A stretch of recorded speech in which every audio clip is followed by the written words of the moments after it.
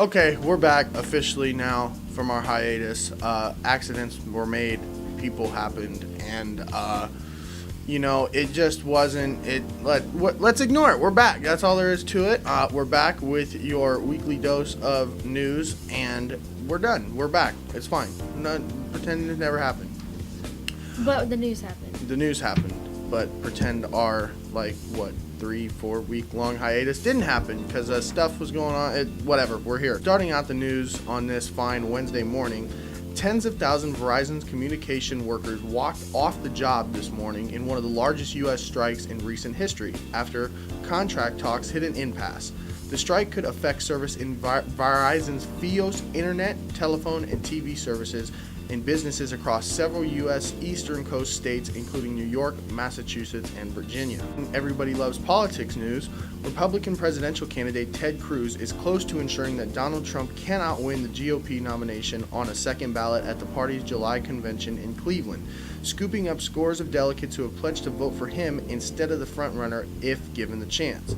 The push by Cruz means that it's more essential than ever for Trump to clinch the nomination by winning a majority of delegates to avoid a contested and drawn-out convention fight, which Trump seems almost certain to lose if it were to happen. In entertainment news, Led Zeppelin lead singer Robert Plant and guitarist Jimmy Page must face a U.S. jury trial over whether they stole the opening chords for their 1971 classic Stairway to Heaven. In a decision on Friday, U.S. District Judge Gary Klossner in Los Angeles said Stairway and the 1967 instrumental Taurus by the band Spirit were similar enough to let a jury decide whether Plant and Page were reliable for copy infringement. In sports news, Kobe Bryant will take the floor for the last time as an NBA player tonight. At 37 years old, he has played his entire career for the Los Angeles Lakers, winning 5 championships. The Lakers have the home court advantage against the Utah Jazz tonight at 10:30 p.m. Eastern Time, 9:30 Central. Hashtag Mamba Day is the #1 trend on Twitter. It will certainly be sad to see Kobe Bryant leave.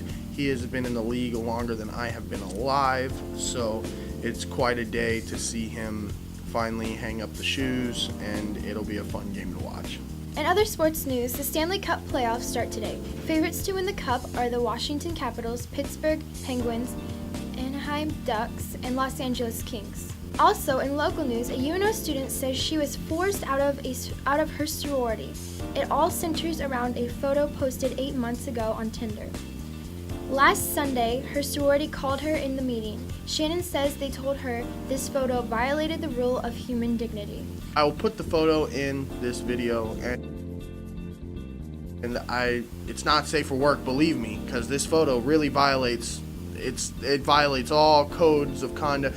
This photo is completely, if you're in work, don't look at the photo at all. No, I'm kidding. I don't understand how any sorority will ever think that this photo was violating a rule of human dignity, but that's for the UNO sorority to decide and Shannon to figure out, but I personally don't think it is a violation at all. In interesting news, brothers Cabot, Hudson, and Barrett Phillips decided to prank their sister, who had just gotten out of a wisdom teeth surgery, by convincing her that a zombie apocalypse had hit their home city of Washington, D.C., while she was still dazed in the aftermath of the surgery. I have watched the video. It is absolutely hilarious.